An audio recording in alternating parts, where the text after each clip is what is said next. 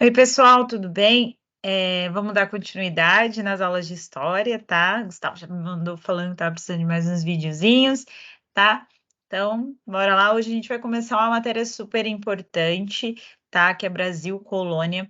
Brasil Colônia cai bastante em vestibular, tá? Então, não deixem de prestar atenção, assistam quantas vezes vocês precisarem, tá? Porque esse tema é um tema muito importante. Hoje eu vou começar, depende um pouco do.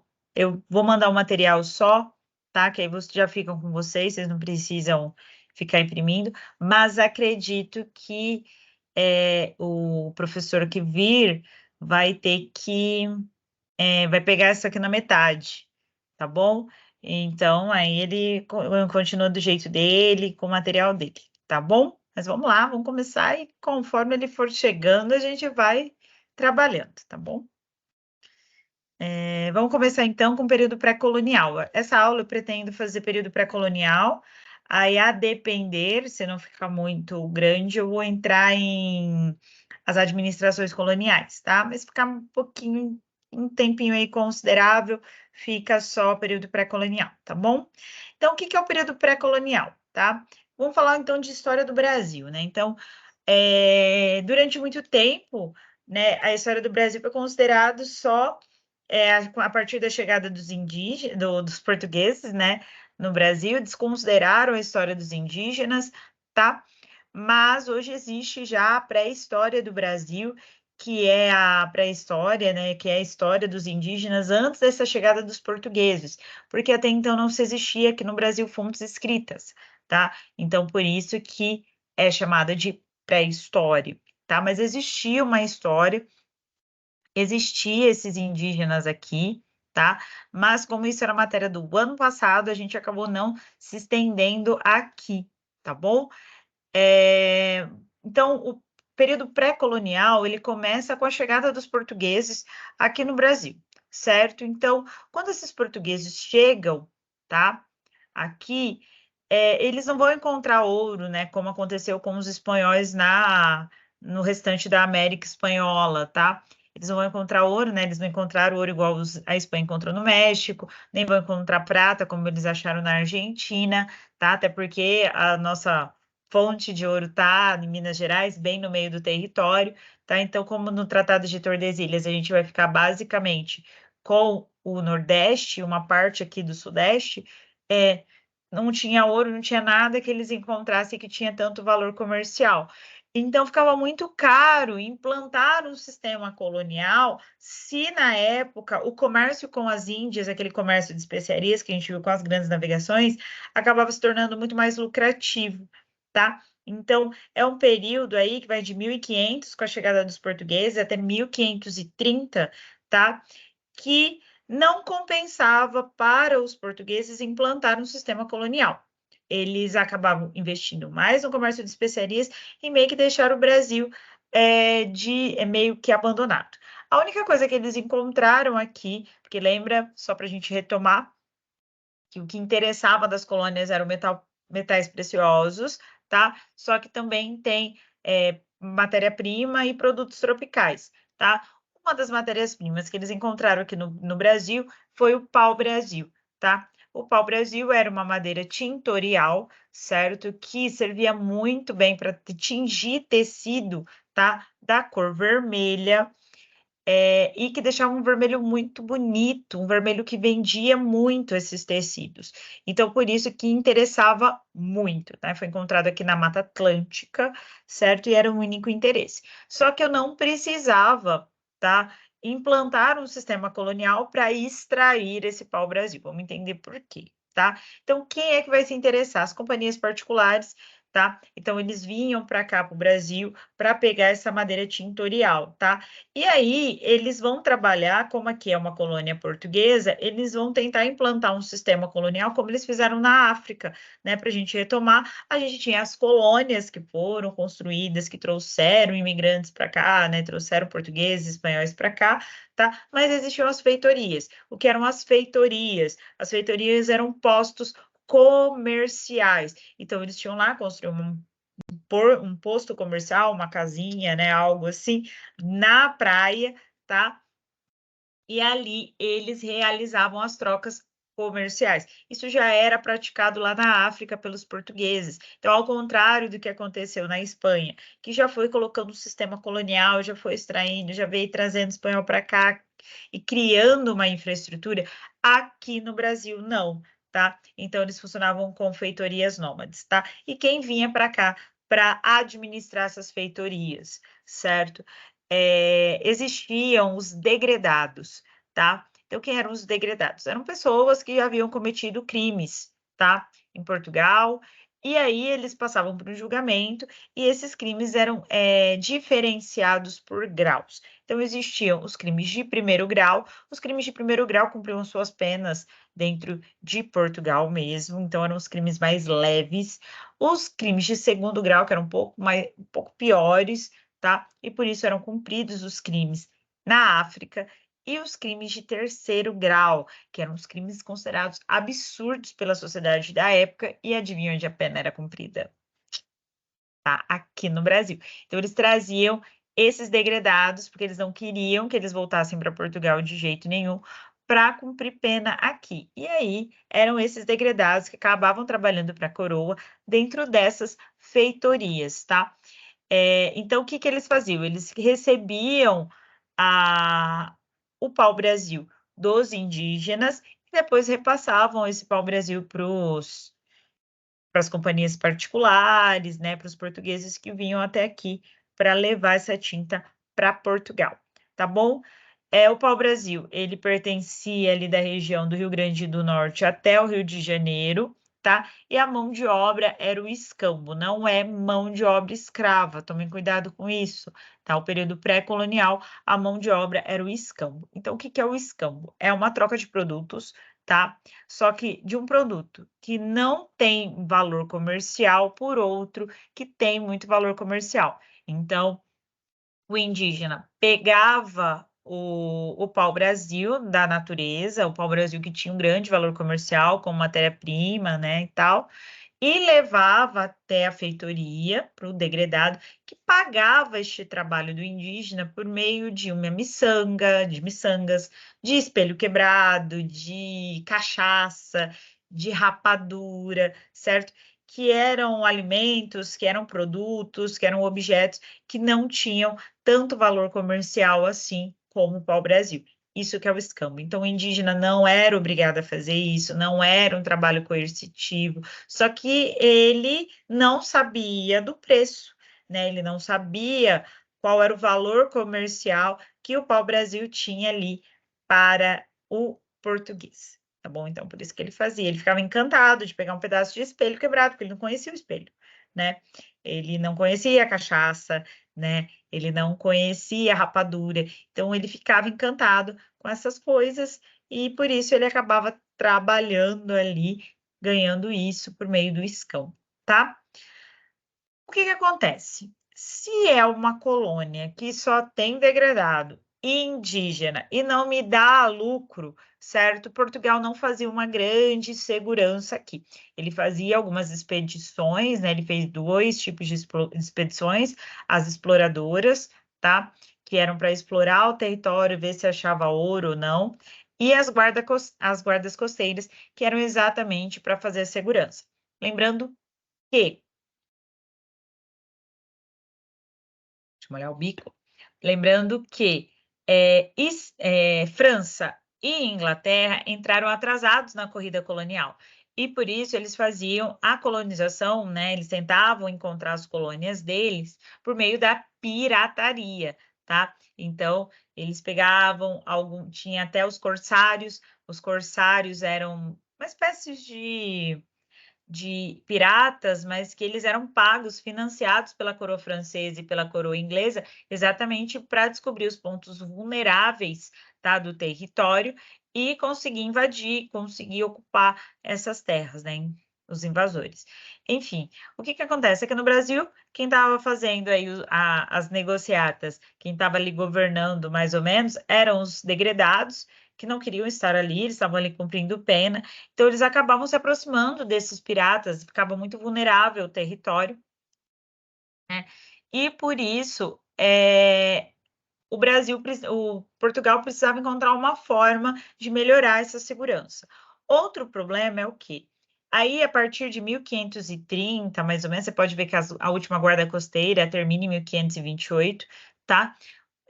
O comércio de especiarias com as Índias, ela já estava entrando em decadência, tá?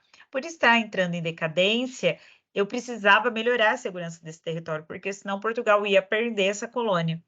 Então, a gente precisava colonizar o Brasil, tá? Precisava estimular povoamento, precisava trazer gente para cá. Por quê? Porque eu vou querer proteger a minha casa. Então, era uma forma de mais barata de fazer a segurança do território, tá? Do que ficar mandando fazer guardas costeiras. E também eu precisava arrumar outra fonte de lucro. Por quê?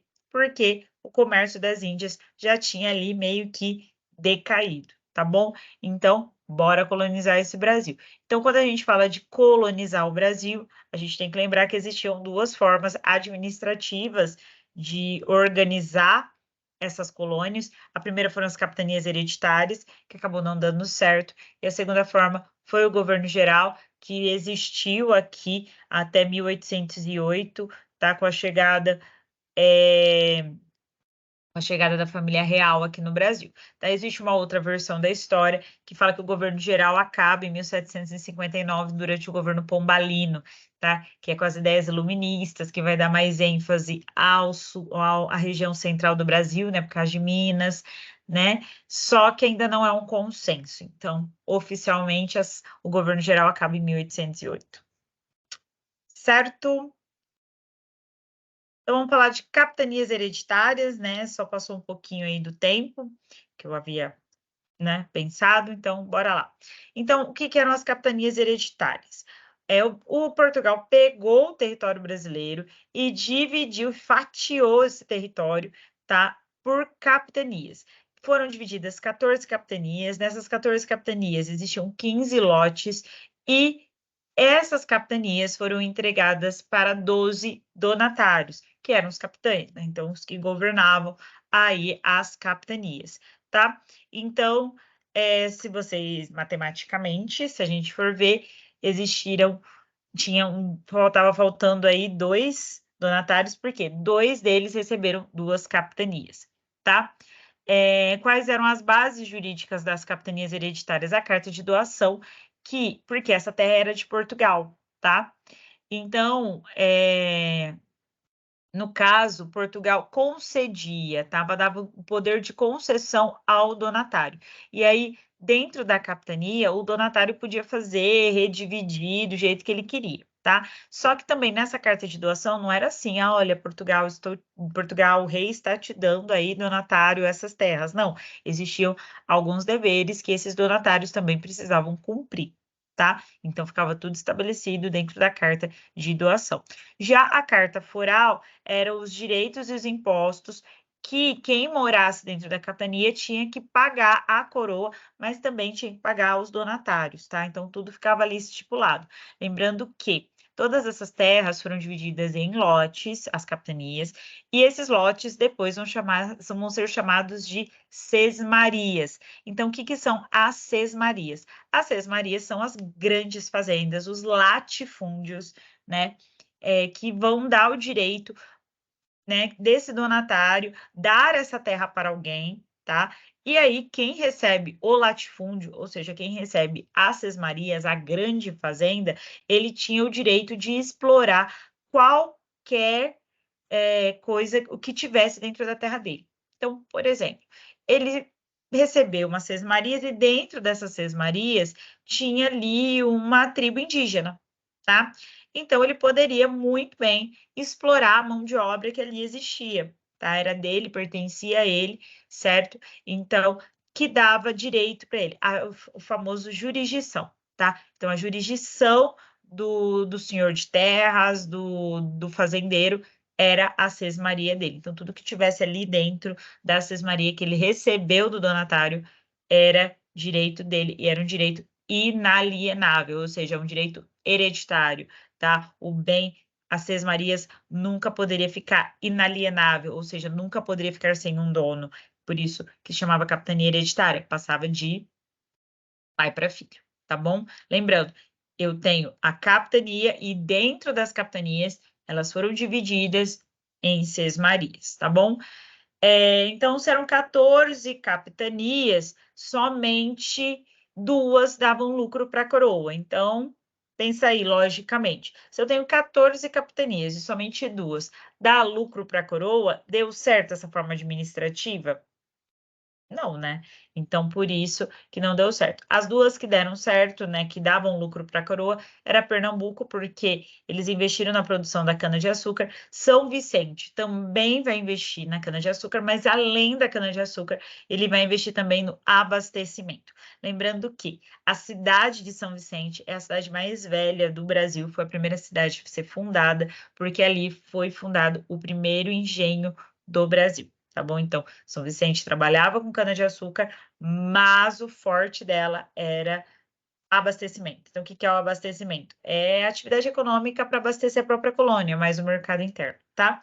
Então, por isso, as capitanias hereditárias não deram certo, tá bom? Aqui a gente tem um mapinha do que é a capitania, né? Que eu tô falando o que é capitania, o que é capitania, mas o que é essa bendita capitania? Então, a capitania eram esses traçados aqui, ó, em coloridinho, peguei e dividi, né, o território aqui, ó, nessas linhas coloridas, dei cada uma delas para o donatário, vai repetir os donatários, tá? 2 delas, né, vão ter o mesmo donatário, mas era isso. E aí, dentro de cada uma dessas capitanias, aqui achei meu mouse, dentro dessas capitanias, eu vou ter as divisões em sesmarias, que eram os latifúndios, tá? Aqui, né, não é a divisão de sesmarias, mas é a divisão estadual, tá, do território atualmente, tá? E aqui, do outro lado, a gente tem a área de exploração, tá, do pau-brasil. Então, onde existia o pau-brasil, certo? Então, que vinha aqui, ó, do Rio Grande do Norte até o Rio de Janeiro, e é onde foi desmatado e explorado aí essas áreas, tá? Governo geral, que é a segunda forma deixa eu só fazer uma pergunta, tá? Vamos ver depois, que é uma vez na USP, que era para vocês diferenciarem o que é capitanias hereditárias do feudalismo, tá? Qual que era a resposta correta? O feudalismo, ele era um recorte territorial, né? Que existia, mas ele não tinha objetivo monetário, que era ao contrário das capitanias hereditárias. Ela vem para atender o mercantilismo, então ela tinha que dar lucro financeiro, né? Em dinheiro, monetário. E o feudalismo não, tá? Governo geral, então. Se a capitania hereditária era uma forma administrativa descentralizada, por quê? Porque não tinha um chefe, né? Eram os donatários mandavam dentro das suas capitanias. O governo geral é uma forma administrativa centralizada. Por quê? Porque eu tenho um governador, tá? Então, esse governador era enviado pelo rei para cá, né? Então, ele vinha aí a mando do rei, tá? Ele vinha para administrar tudo, tá? Todo o território. Então, o Brasil passa a ter uma capital. Na verdade, Portugal vai comprar a capitania da Bahia, de novo, né? Vai pegá-la de volta. E na capitania da Bahia, ela vai fazer a sua primeira capital, a capital do Brasil, que vai ser Salvador. Então, não é Rio de Janeiro a primeira capital do Brasil, tá? A primeira capital do Brasil é Salvador. Então, o governador vinha para cá, esse governador não era vitalício, ele não ficava aqui para sempre, ele não governava para sempre, ele tinha um mandado aí, um mandato, né? Mandado, isso. Um mandado aí de 4 anos, tá? Que ele poderia governar. Por quê? Exatamente para que ele não virasse um rei no Brasil, tá? Então, porque o nosso rei era o rei de Portugal. Então, ele tinha que tomar cuidado para não perder o trono aqui. Então, por isso que o governador só ficava 4 anos e depois mudava. O governador não ficava, tá? Só que ele não governava sozinho. Ele tinha mais 3 auxiliares, que era o ouvidor-mor. Esse ouvidor cuidava da justiça, então não era o governador que tomava as decisões, tá? Era o ouvidor-mor. O provedor-mor era ele quem recebia os dinheiros de impostos, fazia o repasse aqui dentro do Brasil, né, para as capitanias, né, enfim, para os que já não é mais capitania, né, mas para as províncias, né, do Brasil, e mandava o que tinha que mandar para Portugal, tá? Então, era o provedor mor, e o capitão mor, ele já cuidava do território, do litoral, para não invadirem o Brasil, tá bom? No caso local das cidades, quem era o grande poder eram os vereadores, tá? Então, não existia prefeito, eram os vereadores, costumavam ser 3 vereadores, então, o centro de poder, o lugar do poder local das cidades, das vilas, eram as câmaras municipais, e só poderiam ser governadores ou vereadores os homens bons. E quem era homem bom era quem tinha dinheiro, tá? Não necessariamente ser bom de verdade. Ali nós temos os nomes dos principais governadores gerais, né, que passaram por aqui, tá? Um destaque é o Mendes Sá, porque o Mendes Sá, ele foi tio do Estácio de Sá, que fundou o Rio de Janeiro, tá? Bom, a gente vai falar depois do ciclo do açúcar, tá? Mas eu acho melhor fazer um vídeo só sobre isso, só sobre o ciclo do açúcar, tá bom? Um beijo, pessoal. Até mais.